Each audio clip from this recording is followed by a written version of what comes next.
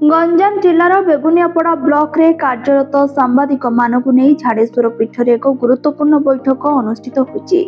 शुक्रवार मध्याह्न आयोजित यह बैठक में 14 जन गणमाध्यम प्रतिनिधि जोगदे सांबादिक मानकर विभिन्न समस्या और सेगुड़िकर समाधान संपर्क में विस्तृत आलोचना करथिले।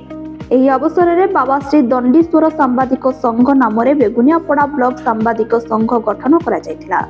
संघर कर्मकर्ता मानकु लटेरी प्रक्रिया माध्यम चयन करा जायथिला। सूर्य नारायण बड़ू सभापति, कृष्णचंद्र पलेई संपादक, भंज किशोर महाराणा उपसभापति, सीमांचल दोरा जुग्म संपादक एवं सुशांत कुमार पट्टनायक कोषाध्यक्ष भाव मनोनीत होइथिले। बैठकर समस्त सांबादिक एकता रक्षा करी संघर कार्यक्रम को सक्रिय भाव आगे नेबा सह समाजर कल्याण दिगरे कार्य करबाकू संकल्प नेथिले।